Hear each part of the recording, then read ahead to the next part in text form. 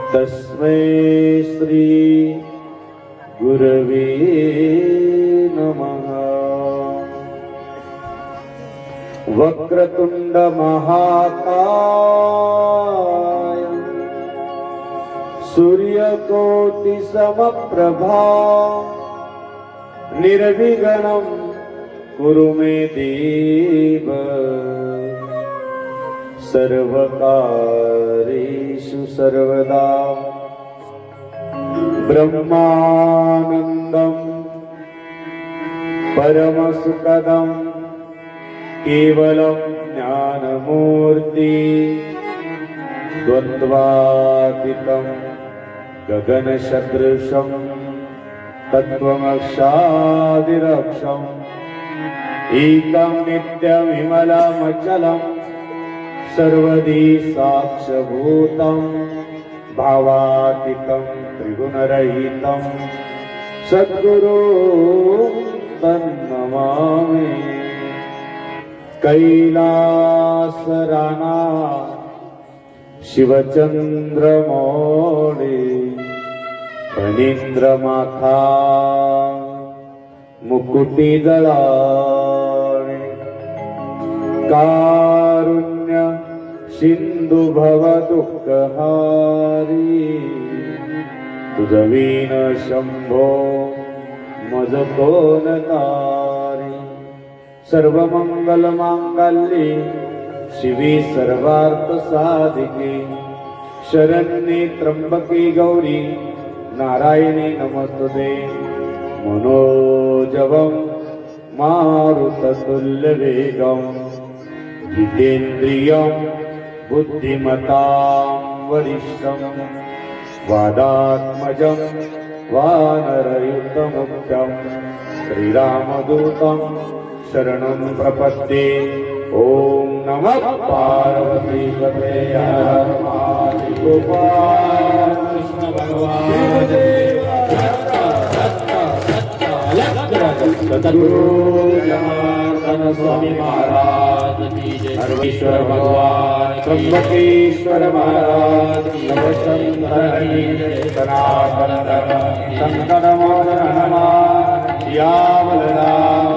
बोले छत्रपति शिवाजी महाराज की। धर्मवीर संभाजी महाराज की। सर्वांनी एकदा वर हात करून छत्रपतीचा जय जयकार करायचा आहे। बोले छत्रपती शिवाजी महाराज की जय। धर्मवीर संभाजी महाराज की जय। 2 मिनिटं भजन करू। हर हर महादेव शंभो काशी विश्वनाथ गंगे बोला। महादेव शंभो काशी विश्वनाथ गंगे। हर हर महादेव शंभो काशी विश्वनाथ गंगे। हर हर महादेव शंभो काशी विश्वनाथ गंगे। काशी विश्वनाथ गंगे। काशी विश्वनाथ गंगे। काशी अमरनाथ गंगे। काशी अमरनाथ गंगे। हर हर महादेव शंभो काशी विश्वनाथ गंगे। हर हर महादेव शंभो काशी विश्वनाथ गंगे। हर हर महादेव शंभो काशी विश्वनाथ गंगे। हर हर महादेव शंभो काशी विश्वनाथ गंगे। जनार्दन जनार्दन सद्गुरु स्वामी जनार्दन। सर्वज्ञ जनार्दन जनार्दन सद्गुरु स्वामी जनार्दन। जनार्दन जनार्दन सद्गुरु स्वामी जनार्दन। जनार्दन जनार्दन सद्गुरु स्वामी जनार्दन। सद्गुरु स्वामी जनार्दन। सद्गुरु स्वामी जनार्दन।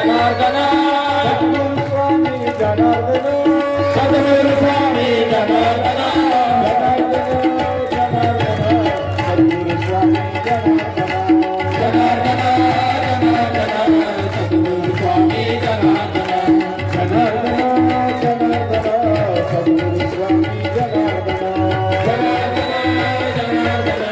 सद्गुरु स्वामी जनार्दन। आहे सर्वांना वा। हे बघा हे समर्पण आहे। तेरा तुझको अर्पण क्या लागे मेरा. देवा मी माझं राहिलो नाही, तुझं आहे. म्हणून हे दोन हात पूर्ण समर्पणाचे. आपण आपलं नाही, मी माझी आठवण सर्व विसरून घ्यायचं आणि देवाला हात वर करून सांगायचं की देवा आता तुझं आहे. आणि म्हणून थोडस फक्त 1 मिनिट मोजून अगदी गोड अशी टाळी पण वाजवायची. रामकृष्ण हरी जय जय रामकृष्ण हरी. रामकृष्ण हरी जय जय रामकृष्ण हरी. बोला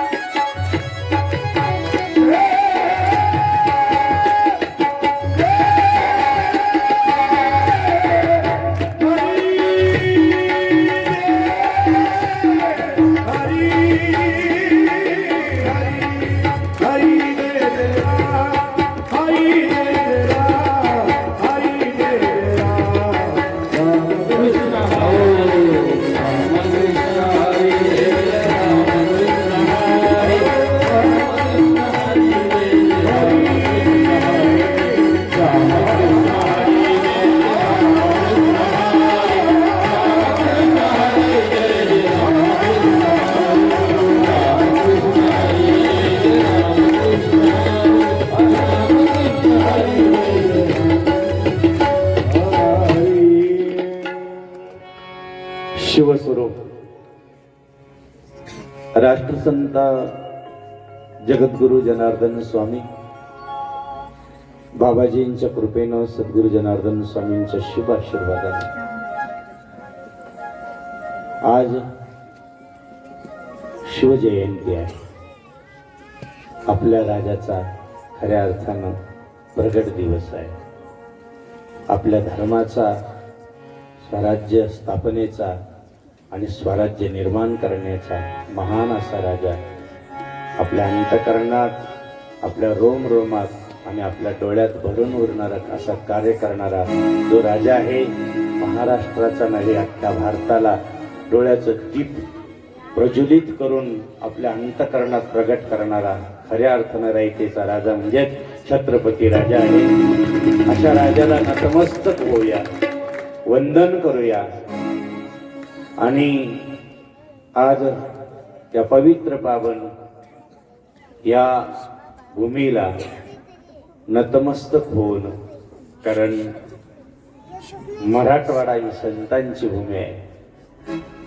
मराठवाड्याच्या या पवित्र पिंपळगाव नगरीमध्ये उपस्थित साधू संत आदरणीय विमलगिरीजी महाराज यांचं आपण टाळ्याच्या गजरात स्वागत करू. आमच्या आखाड्याचे थानापती महंत महेंद्रगिरीजी महाराज यांचे या ठिकाणी टाळ्याच्या गजरात स्वागत करू. विशेषतः आपल्याला ज्यांनी आशीर्वाद दिला असे बालकगिरी बाबा, त्यांचंही टाळ्याच्या गजरात स्वागत आहे. बालगिरी बाबांचं कैलासानंद महाराज या ठिकाणी ज्यांनी आशीर्वाद दिला त्यांचंही टाळ्याच्या गजरात स्वागत आहे. विशेषतः अमल महाराज आहे, भाविक भक्तगण, माता भगिनी, भजनी मंडळ आणि तरुण मंडळ ज्यांनी पालखीची पूजा केली आणि छत्रपती शिवरायांचा एवढा मोठा उत्सवात जवळजवळ 9 ते 10 कार्यक्रम बाजूला ठेवावे लागले आणि पिंपळगावची वाट धरावी लागली. लक्षात घ्या, पूर्ण नाशिक जिल्ह्यामध्ये कार्यक्रम असतात. प्रत्येक ठिकाणी पूजा, प्रत्येक ठिकाणी 5-10 मिनिटं आशीर्वचन, त्यानंतर आरती होते.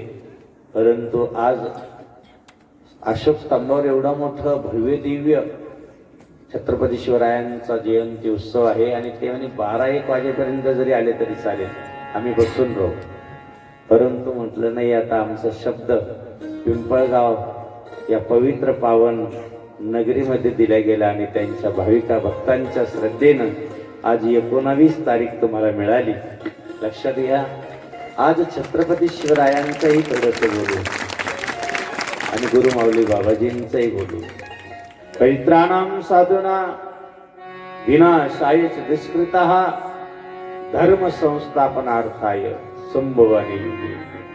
लक्षात घ्या, धर्माची खऱ्या अर्थाने स्थापना करण्यासाठीच अवतार असतो. तो संतांचा असो ते भगवंताचा असो. कारण पवित्राणां साधूना विनाशायच, जे दुष्कृत्य आहे, वाईट कृत्य करणार आहे, आपल्या धर्मावर अनेक प्रकारची ग्लानी आणणारे आहे, अशा शते देवाला आणि आपल्या संतांना, आमच्या राजाला अवतार घ्यावा लागलेला आहे. आणि म्हणून भाग्यवान आहात आपण, जेणेकरून आज आम्ही पूर्ण इतिहास वाचतो, ऐकतो आणि ऐकल्यानंतर बरेचसे लोक आज प्रत्येकाचं जर आपण मोबाईलचा स्टेटस बघितला तर कोण आहे त्याच्यामध्ये, कोण आहे? छत्रपती शिवाजी महाराज. बरोबर आहे. फक्त आजच्या पुरते राहू देऊ नका, कायमचे जसं मोबाईल मध्ये तसे अंतःकरणात ठेवायचा प्रयत्न करा. नुसते मोबाईल पुरते नका ठेवू, ते आपले अंतःकरणातले राजे आहे, आपल्या अंतःकरणातला तो देव आहे, ज्यामुळं आपण इथं बसलो, ज्यामुळं आमच्या अंगावर आम्ही भगवे पाहतो आहोत, ज्यामुळं आमच्या स्त्रियांच्या कपाळावरती कुंकू आहे, ज्यामुळं आमची भारत मातातला ही माती आजही भगव्या झेंड्यानं अगदी झळकळून दिसते आहे आणि ज्यामुळं आम्ही आज उंच मान करून स्वाभिमानानं जगतो आहोत, तो केवळ जर असेल तर आमचा रयतेच्या राजाची कमजोरी. एकच राजा इथे जन्मला शिवनेरी किल्लावर, एकच राजा इथे जन्मला शिवनेरी किल्लावर, माझ्या राजाचं नाव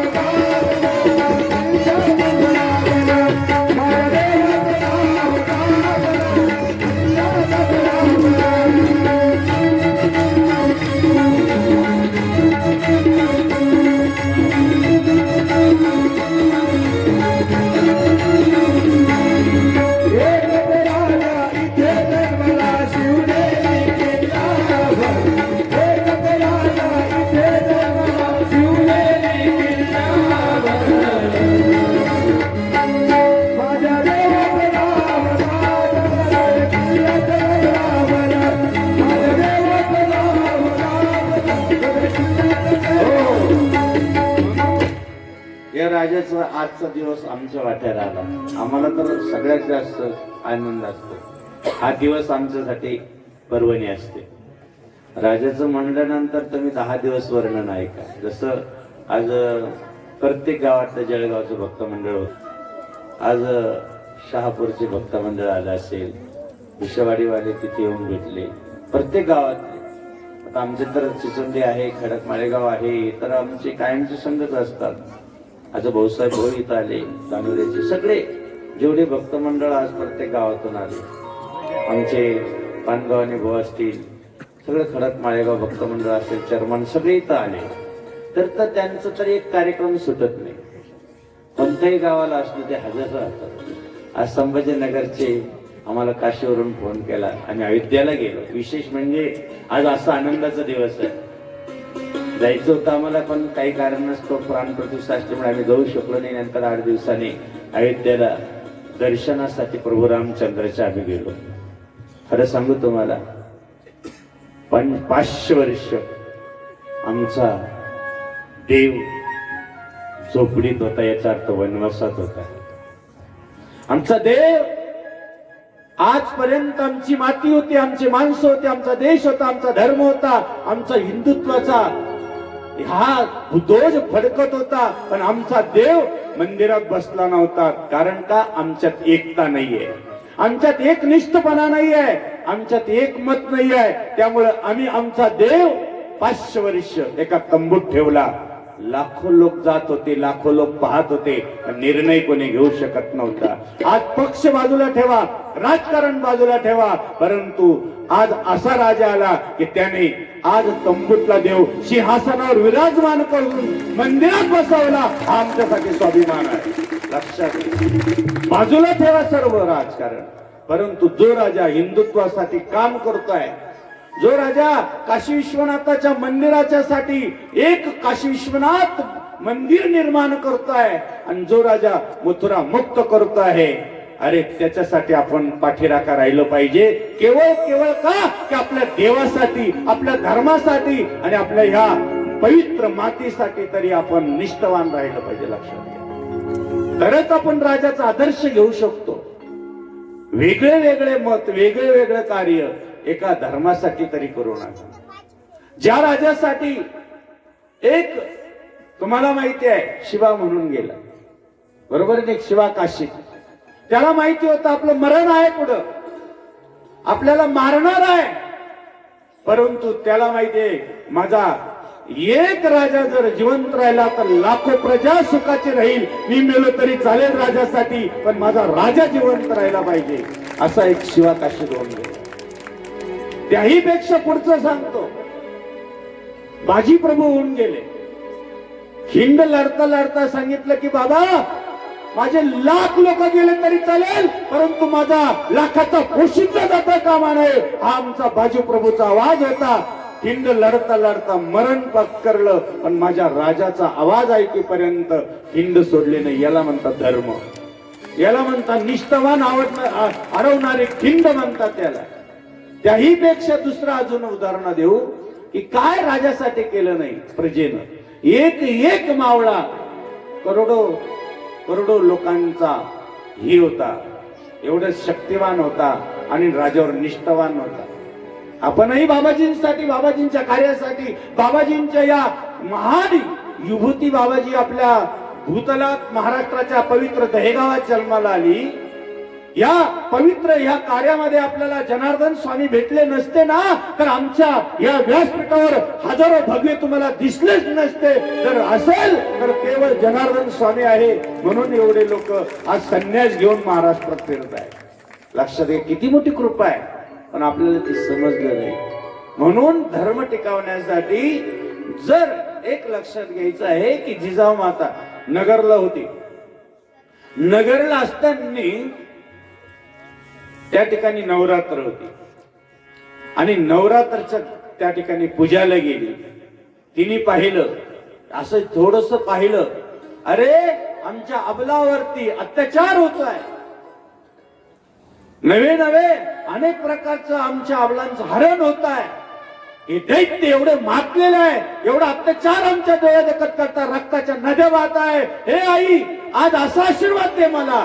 त्या नगरला त्या जिजामातेनं 9 दिवस आपल्याला घटी बसून आईचं पारायण केलं. केवळ का स्वतःसाठी नाही, असा कुशीत जन्माला येऊ दे, या रयतेचं रक्षण होऊ दे. त्यानंतर तीच आई संगमनेरला गेली, गणपतीचं पूजन केलं आणि तीच आई एका पहाडावरती एका किल्ल्यावरती राहू लागली. आणि किल्ल्यावरती शहाजीराजे भेटल्यानंतर त्याच ठिकाणी ती आपल्या शिवनेरी किल्ल्यानं वरती गेली, जिथे विश्वासराव देशमुख होते. आणि शहाजींनी सांगितलं, आज जिजामाता या ठिकाणी राहते आहे, राणी साहेबा या ठिकाणी राहते आहे. त्या ठिकाणी ती राहू लागली. आणि तिथं शिवाई नावाचं मंदिर होतं. का सांगतो तुम्हाला, की जनार्दन स्वामींची आई म्हाळसा माता कापरगाववरून पायी जायची, पायी नवरात्रामध्ये दर पौर्णिमेला पायी जायची. बाबाजींची आई आणि बाबाजींच्या आईची आई शेवंताई, तीही म्हाळसा माता, म्हणजे जी आपल्या या ठिकाणी कुठे आहे ते म्हैसमाळ, तुम्हाला माहिती आहे म्हैसमाळला कोण आहे, गिरजा माता, तिथं जायची. आणि जाता जाता ती आपली आई जगदंबा परंबा म्हाळसा माता अशी पदर पसरायची, काहीतरी दे मला, काहीतरी असं काहीतरी दे, कारण माझ्या आईनंही तो प्रदक्षिणा केली आणि मी तुझी प्रदक्षिणा करते आहे, दे काहीतरी. आणि त्याच वेळेस माझ्या जगदंबा परंबा जगज्जननी ह्या जगाची आई, माझ्या जनुबाबाची आई अशी पदर पसरत होती. आणि त्याच वेळेस गिरिजा मातानं हातातून एक फुल पडलं आणि तेच फुल म्हणजे माझे जनार्दन बाबा आहे, लक्षात घ्या. तो शिवाचा अवतार आहे. तेच म्हाळसाईनं आणि ते जिजाऊनं केलं.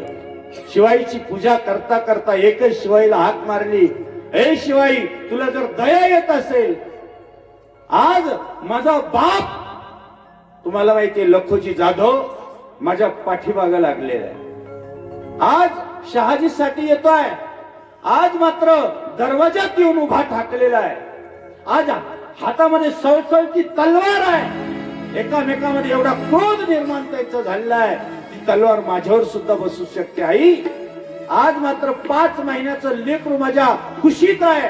तो म्हणजे प्रजेचा राजा शिवराय आज कुशीत होता.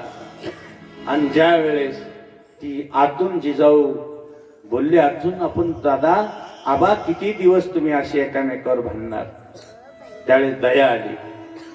जिजामातेला सांगितलं, जिजाऊ, आज मात्र मला दया येते, तुझ्या कुशीत जो वाढतंय त्याचं मला रक्षण करायचं आहे. लेण्याद्री गणपती बाप्पा तुझं रक्षण करणार आहे. मी येतो म्हणून तिथून नमस्कार केला. आई आपल्या बापाच्या, जिजामाता आपल्या वडिलाच्या गळ्यात पडलेले आहे, आशीर्वाद घेतलाय. वडील आशीर्वाद देऊन निघून गेले. पुढचा प्रसंग जर ऐकला तर आपल्या अंगावर शहारे येतील. अशी ही जिजाऊ मातेचं चरित्र आहे. एक अरे बाबा, तिचे जे ज्यावेळेस डोळे ऐकत होते, सगळ्या महिला बसल्या आणि महिला बसल्या, आई म्हणे काय तुझे डोळे सांग ना. एक जणी स्वतःचेच डोळे सांगायला लागले. म्हणे आई तुझे डोळे सांग ना. आई, 1 नाही 2 नाही. अगं काय आई, तू काही सांगत नाही, पण मला डोळे आले ना, मी चुलीतली राख खात होती. काय सांगत होती ती जवळची? अगं तू सांग ना जिजामाता तुझे डोळे, पण ती समोरचीच सांगायला लागली, तुला काय नाही सांगते. अरे मला पण माझा गर्भ होता ना, तर मी चुलीतली राख खात होती. दुसरी म्हणे, अगं आई तिचे काय एवढं सांगते, मला डोळे होते ना, मी मातीच खात होते. म्हणलं बरं शेम नाही खाल्लं. अरे काय काय खावं, डोळे कसे असावं, संस्कार कसे त्या लेकरावर द्यावे, त्या मुलाला आपल्या कुशीत असताना काय संस्कार द्यावं, काय वाचावं. रामायण हे ग्रंथ वाचला गेला पाहिजे. त्या पोटावरून हात फिरून आपण त्या मुलाला काय काय संस्कार दिले पाहिजे हे जिजाऊ माताकडून सांग. आणि त्यावेळेस हे सगळे निघून गेले आणि शहाजी राजे समोर आले. जिजामाताने सांगितलं, मला एक वचन द्या. जिजामातेनं वचन मागितलं. म्हणजे काय पाहिजे ते वचन द्यायला तयार आहे. जिजामाता समोर उभा राहिली आणि उभा राहिल्यानंतर सांगितलं, तुमचा हा जो गणवेश तो मला द्या. काय विषय, काय द्या? तुमचा गणवेश. ते कपडे परिधान केले. परिधान केल्यानंतर ते राजासारखे कपडे परिधान केले. कारण आतमध्ये कोण होता? आपला शिवाजी राजा होता.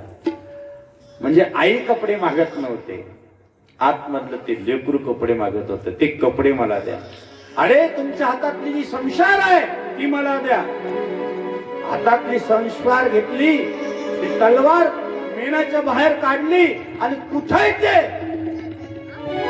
असं म्हणल्यानंतर राजेच घाबरले पुढे की तलवार आपल्याला मारते की काय. आणि कुठे सांग ते विरोधक, कुठे ते दैत्य, कुठे ते असुर, त्यांची मला खांडोळी खांडोळी करायची आहे. त्याच वेळेस कळलं अरे आज जिजाऊ काय बोलताय. मग साक्षात्कार झाला. आणि मग मात्र तो साक्षात्कार नसताना एक एक डोळ्यातला एक एक शब्द ऐकला. मग शहाजी राजांना कळालं साक्षात देवी जगदंबाचं दर्शन घडलं. आणि त्या शिवाचा जन्म आपल्याला 5-10 मिनिटात करायचं. 10 मिनिटात जनार्दन बाबांचं चरित्र आणि शिवाजी महाराजांचं चरित्र असं संगच पुढे न्यायचं. बाबांनो एक भाग्यवान आहे. मन चंगा तो काठेत में गंगा म्हटलं जातं. मन पवित्र पाहिजे. नियत तेरी अच्छी आहे तो किस्मत तेरी काय दाशी आहे. नियत चांगली पाहिजे, किस्मत तेरी दाशी आहे. असं सांगितलेलं कर्म तेरा अच्छा आहे तर घर में मथुरा काशी आहे. फक्त कर्म चांगलं, कर्म प्रधान विश्व करी राखा. आपलं कर्म चांगलं पाहिजे. नेहमी कर्म चांगलं ठेवा, नेहमी नियत चांगली ठेवा. 2 गोष्टी. त्याला जगात कुठल्याही तीर्थाला जायची गरज नाही. तीर्थ त्याच्या पुढे येतं. रोहिदासाचं तुम्ही दृष्टांत ऐकलेलं असेल. रोहिदास महाराजांकडे एक जण दर्शनाला गेला आणि दर्शनाला गेल्यानंतर रोहिदास महाराज मी काशीला चाललो. रोहिदासांच्या आईनं सांगितलं इकडे इकडे इकडे इकडे माझ्याकडे 2 सफेद फुलं आहे, काशी विश्वनाथाला टाका. काय सांगितलं? कुठे टाका? काशी विश्वनाथ. म्हणजे अहो चला ना दर्शनाला. नाही म्हणे यात्रेकरू येतात त्यांची मला सेवा करायची. रोहिदासांनी ते 2 फुलं आईच्या हातातले घेतले आणि त्या वारकऱ्याकडे दिले. जा महाराज जाताना विश्वनाथाकडे टाका. ज्या वेळेस ते 2 फुलं काशी विश्वनाथाच्या मंदिरात आले आणि काशी विश्वनाथ त्या ठिकाणी प्रगट होऊन ते फुलं हातात घेतले. अशी कथा आहे. विश्वनाथ प्रगट झाले. ते फुलं पडताच एवढे आनंद झाला विश्वनाथाला. आणि त्यातलं एक फुल घेतलं, गंगेमाईच्या किनारी गेले. गंगेमाईनं ते फुल घेण्यासाठी असा वर हात काढला. हे फुल मला दे. वारकरी पाहत होता. काय विशेष आहे म्हणून लाखो लोकांना वाटलं हा हात वर येतो कशासाठी. याने ते फुल ठेवलं आणि फुल घेतल्यानंतर हळूच एक सोन्याचं कंगन बाहेर आलं. सांगितलं माझ्या रोहिदासाला एवढं द्या. वारकऱ्याने सांगितलं नाही मी तेवढाच त्यागी आहे, मी घेऊन काय करू, नकोय ते मला. आईनं ते कंगन परत आतमध्ये घेतलं आणि त्यानंतर तोच वारकरी ज्यावेळेस रोहिदासाकडे गेला आणि रोहिदासाला नमस्कार केला. रोहिदासा जिथं तुमचे 2 फुलं टाकायला गेलो तिथं विश्वनाथ प्रगट झाला आणि जिथं 1 फुल टाकायला गेलो तुमच्या आईच्या हातातलं तर तिथं स्वतः गंगा प्रगट झाली. अरे एवढी मोठी भक्ती पाहून अरे म्हणे तिथंच काय गंगा प्रगट होणार आहे. जे सोन्याचं कंगन तुला दिलं देत होती ती गंगा मैया. तेच ज्यावेळेस आपण चप्पल बिप्पल भिजवतो ना असं एक पहिल्यांदा हे असायचं आणि त्याच्यात रोहिदासाने असा हात घातला आणि गंगे मातेने सांगितलं तिथंच काय देते माझ्या दुकानात ते दे. असा हात घातल्यानंतर तेच कंगन त्या वारकऱ्याला त्या एका चप्पल धुण्याच्या पाण्यातून काढून दाखवलं. तिथं गंगा प्रगट केली. एवढी मोठी कर्म चांगलं काय. कर्म प्रधान विश्व करी राखा. आपलं कर्म चांगलं असेल ना तर जगातली सगळी गंगा आपल्या जवळ येते. चर्म रंगू लागे रोहिदास संगे, चर्म रंगू लागे रोहिदास संगे, कबीराज मागे तेरे उजरी जगाई रे भगवंता, उजरी जगाई रे भगवंता.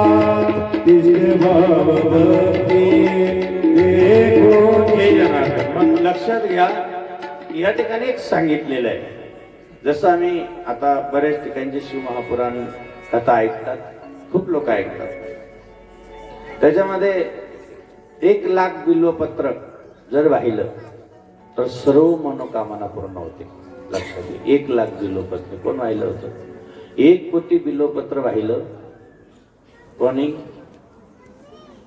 सगळ्याला माहिती आहे, स्वामी विवेकानंदांच्या आईनं विश्वनाथाला, म्हणून एवढं पवित्र मुलगा जन्माला आला. स्वतः माऊलीच्या आईनं पिंपळाला प्रदक्षिणा वाढून सिद्धेश्वराला 1,00,000 बिल्वपत्र वाहिलं, माऊली जन्माला आले.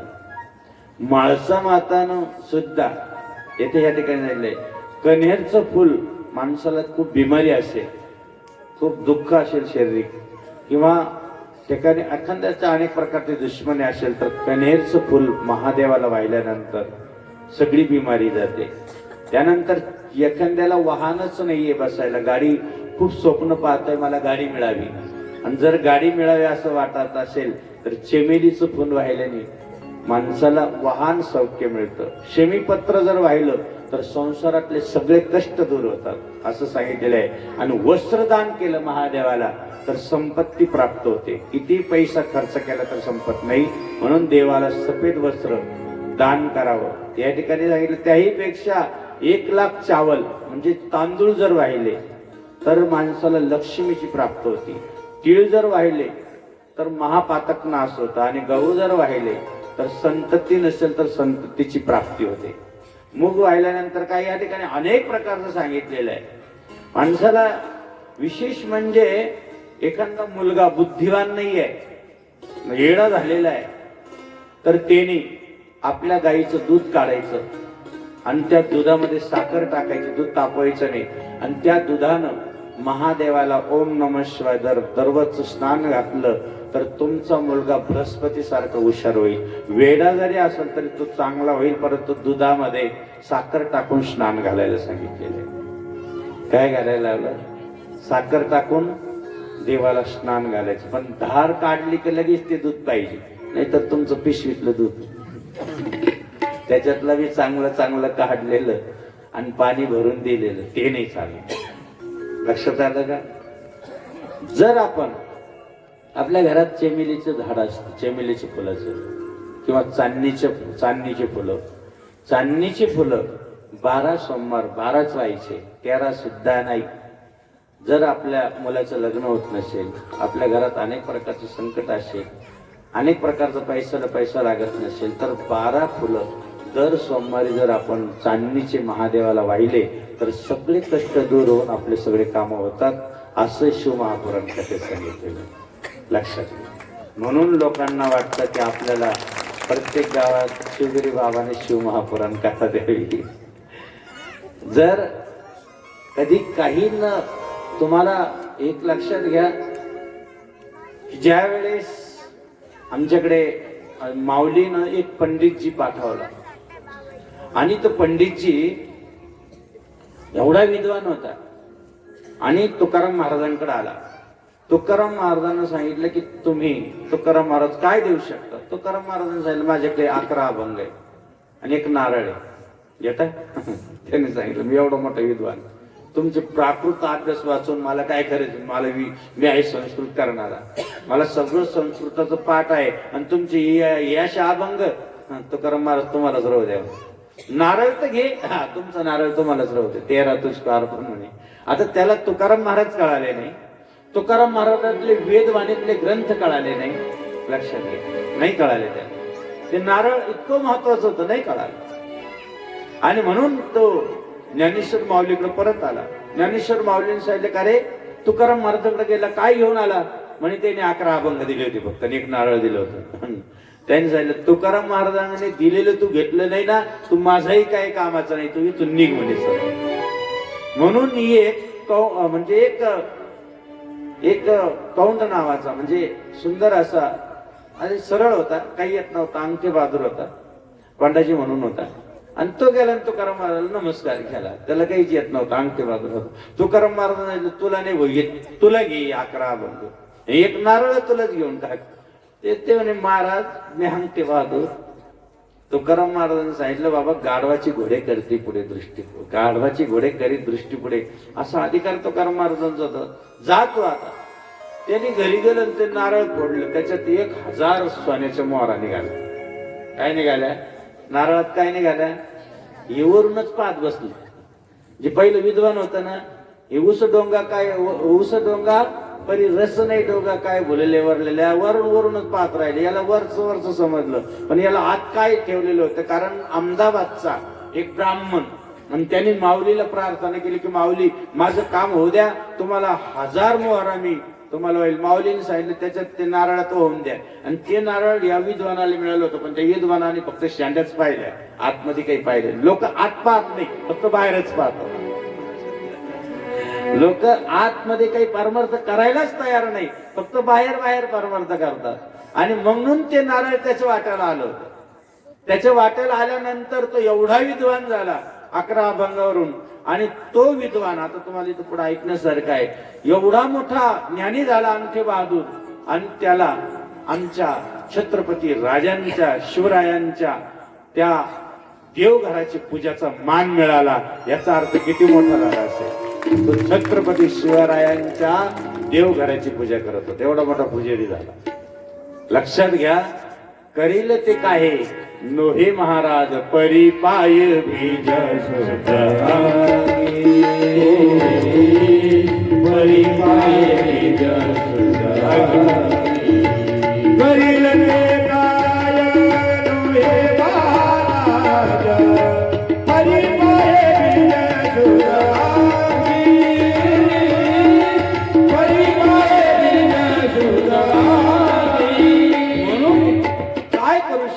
तसं बाबाजी आहे. बाबाजींचं सुद्धा जसं छत्रपती शिवाजीराजांचं झालं, शिवनेरीवर आई एक दिवस वडील तर इकडे आले आणि वडील लखुजी जाधव 4 लेकराला घेऊन मुजरा करण्यासाठी गेले. पण हे कपटी लोक राहतात, हे आसुरी लोक राहतात, यांना दयामाया राहत नाही. मुजरा करणाऱ्या आलेल्यानंतर यांनी तो राजा जो होता तो निघून गेला. आणि बाकीच्या ज्या असुरांनी त्या लखुजी जाधवांवरती म्हणजेच जिजामातेच्या वडिलांवरती, आणि 4 भाऊ होते त्यांना, 4 भावांचं शिरशेत करून टाकलं. जिजामाताला कळालं आता काही खरं नाही. शिवनेरी किल्ल्यावरती ज्यावेळेस आवाज गेला सगळे स्तब्ध होते. जिजामाता विचारत होती, बाबांनो का तुम्ही स्तब्ध आहात, का तुम्ही बोलत नाही.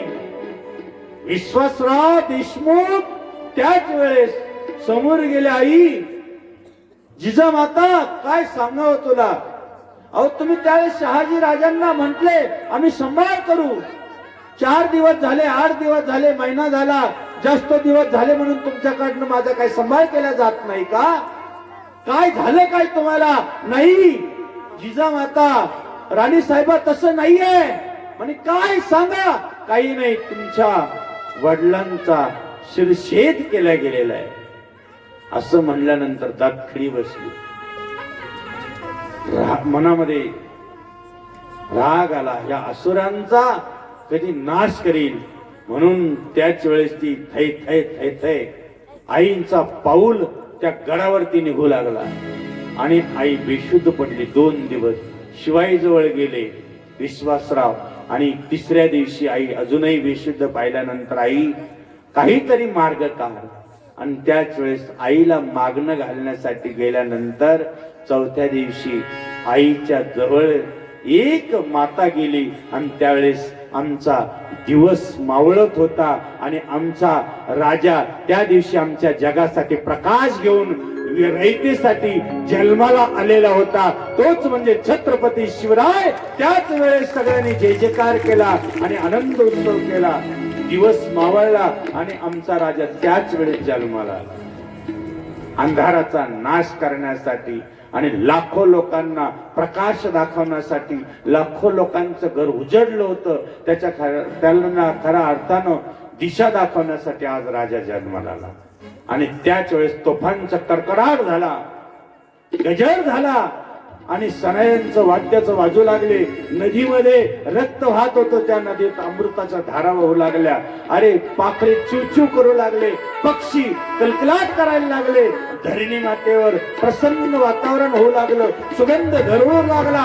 अनेक ठिकाणी एक प्रसन्नतेचा आवाज येऊ लागला. खेड्यापाड्यातले लोक गर्जना करू लागले, तोरण बांधू लागले गेले, गड सजवले गेले.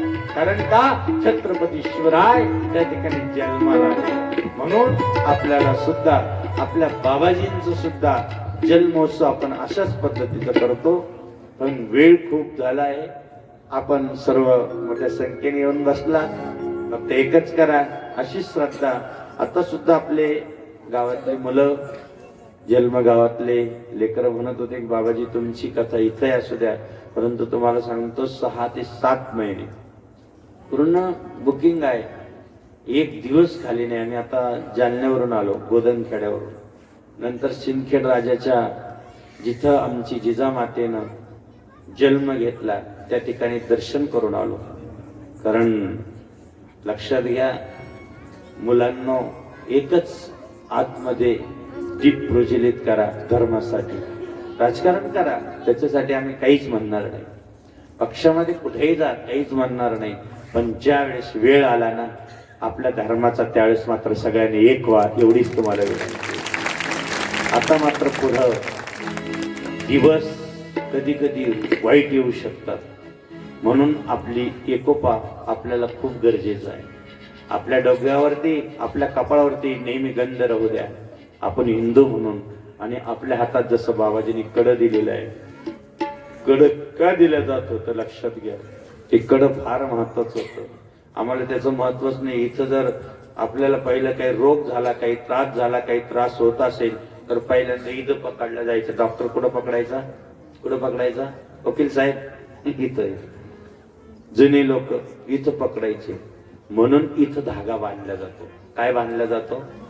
धागा बांधण्याचं कारणच ते एखाद्या मंदिरात गेलो ते इथं धागा बांधायचा. त्याला कधी अटॅक येत नाही, त्याला कुठल्या प्रकारचा हृदय रोग होत नाही, त्याची किडनी फेल होत नाही. म्हणून इथं कायमचा धागा बांधायचा आहे. म्हणून बाबाजीने प्रत्येकाला कड घातलं होतं. काय घातलं होतं? याला कुठल्याही प्रकारचा त्रास नाही. काही काही लोकांनी काढून टाकलं. धन्यवाद त्याला, त्याचे पाय पडलं पाहिजे. कडे काढी त्या, माळा काढी त्या. बाबाजींचा अपमान करायचा नाही, धर्माचा अपमान करायचा नाही. म्हणून हा धागा कायम आपल्या हातात पाहिजे. इथं महिलांनी डाव्या हातात बांधावं, पुरुषांनी उजव्या हातात कायमचा धागा असला पाहिजे. आम्ही हिंदू आहोत, आमच्या कपाळाला कायम टिळा पाहिजे. कारण बाबाजी म्हणायचे ना, बश्मले पुनी प्रभात काळी मंगलमय वेळी स्वामी जनार्दन मौरली. हो, म्हणून धागा हातात पाहिजे. वाटलं पाहिजे की काहीतरी आहे, शो म्हणून नाही. एकदा आम्ही कापड्यात होतो शिवपुरीत. आम्ही मुलं जायचं इथली पण. आणि कापड्यात एक जण आला रात्री 12 वाजता. उघडा उघडा उघडा, कुठे उघडा? बाबाजी काय, भगवान शिवाचा अवतार होते. हे बघा, बाबाजींच्या अवतीभोवती जर कुट्याचे फिरले तर रात्री सगळ्या कुट्यातून एकच आवाज निघत होता, शिव शिव शिव आवाज निघत. लक्षात घ्या, अक्षरशः आवाज घुमत होता. जे जे मुलं राहिले, आम्हाला भाग्य उजळलं की 3 वर्ष आम्ही तिथं होतो. काहीच गर्दी राहत नव्हती रात्री. दिवसा गर्दी येऊन निघून जायची आणि रात्री मात्र लेकर राहायची. आम्हाला सवय होती बाबाजींची इथं हात लावायची, इथं कान लावून पाहायची, इथून आवाज यायचा. कधी कधी आम्हाला त्या बाबाजी जवळ घ्यायचे, त्यामुळं कुठेही आम्ही असं पाहायचो, त्याच्यातून आवाज यायचा आणि बाबाजी तर झोपलेले राहायचे. आवाज येतो कुठून? ज्या शरीरानं, ज्या वाणीनं अखंड शिवशिव केला, त्यांच्या रोम रोमात शिवशिव होतं. हे शिवाचा अवतार आपले बाबाजी होते. लक्षात कोणी सांगणार. रात्री 12 वाजता दरवाजा ठोकला गेला, बाबाजीचा दरवाजा उघडला गेला. या शिर्डीजवळ राहता होता, तिथला तो वायरमन होता. त्याने सांगितलं, बाबा आम्ही विचारलं एवढं रात्री काय घेण्याचं कारण आहे? त्याने सांगितलं, मी डीपीला चिटकलो होतो.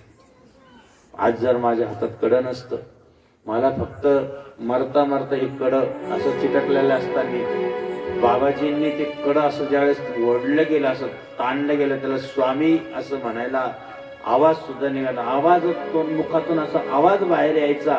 त्यावेळेस एका बाजूने यम दिसत होता आणि एका बाजूने जनार्दन बाबा सांगत होते, ते माझं आहे, माझं टाक खाली. त्याला टाकू ओढून घेतलं खाली आणि तोच माणूस जिवंत बाबाजींच्या कुटियात कापड्यात आलेला आम्ही पाहिलं. याचा अर्थ उद्यापासून कडे लावा टिपीला. तुम्ही ते कोडीचे असं होऊन जर लागलं तर मरून जाशाल. आपाप जर झालं तर आहे, नाही तर आपल्याला बाबा म्हणले काल कड्याचं महत्व नाही. ते आपलं कवच आहे. कडं म्हणजे काय आहे? कवच. हे कवच आहे आपलं कवच. प्रत्येकाच्या हातात पाहिजे कडं. आजकाल त्या वेगळ्या शाळा निघाल्या ख्रिश्चन लोकांच्या. आपले कडे घालू देत नाही, आपला गंध लावू देत नाही, त्यांना म्हणतात फादर मदर. चालू द्या तुमचं. ते मात्र मुलांना शिकतात मन फादर मन मदर. अरे फादर मदर कुठून आणले तुम्ही? आमचा गॉड, आमचा देव किती महत्वाचा आहे. ते झालं बाजू राहिलं मन मम्मी मन पप्पा. अरे कुठं मारतो गप्पा बाबा? कुठं उद्योग करता मम्मी पप्पाचा शब्द सोडून द्या. आई म्हणलं का अंतःकरणाचा शब्द निघतो. कुठून निघतो? आई शब्द कुठून निघतो? आतून निघतो. आणि मम्मी कुठून निघतो? तोंडातून निघतो. कुठून निघतो?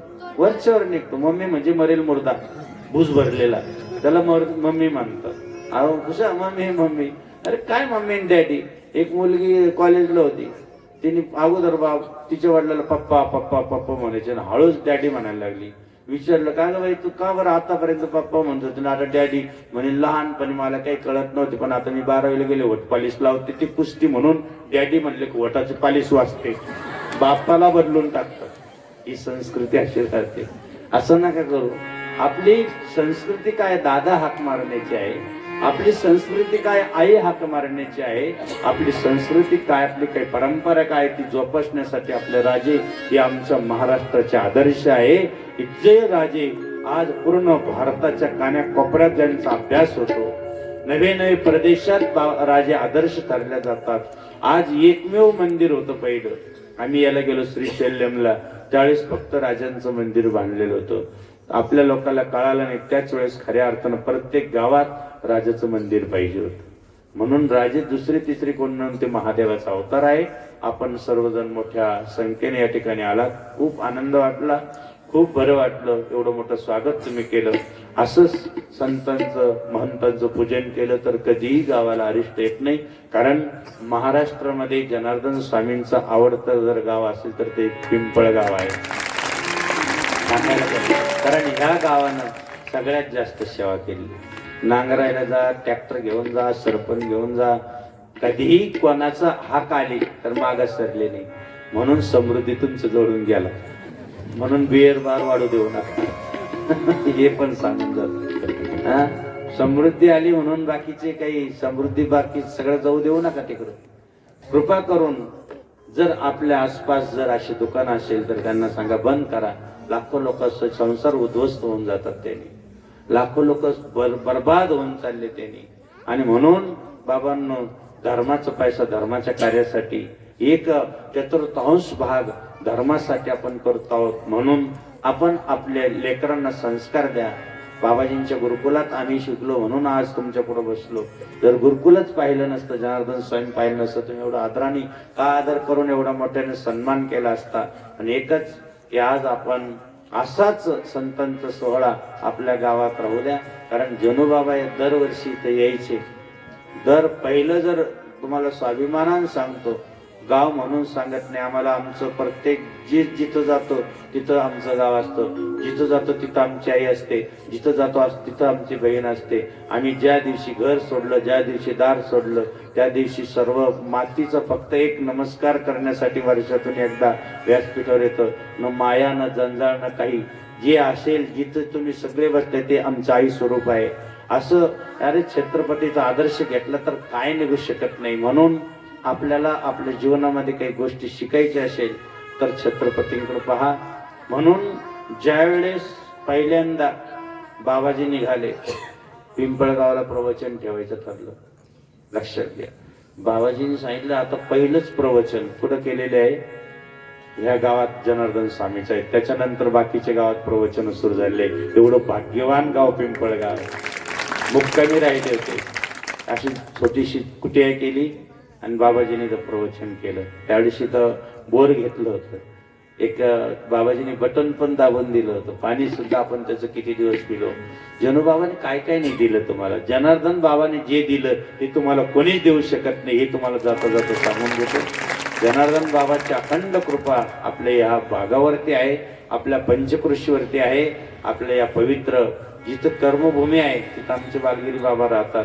तिथं बाबाजींनी ती विहीर पाहिली आम्ही मोठा आहे, परंतु 2 ठिकाणी दर्शन दिलं, शंकर स्वामीच्या शिवरलाही आणि आमच्या कर्मभूमीतही. मग लोकांचे डोळे उघडले, अरे हे तर कोणीतरी महान विभूती आहे, ती विभूती आम्ही ओळखू शकत नाही. आमचं महाराष्ट्राचा नियम आहे, मातीत गेल्यावर मग पूजा आहे, म्हणून अगोदर आमचं महाराष्ट्र मातीत घालतो, समाधी देतो, मग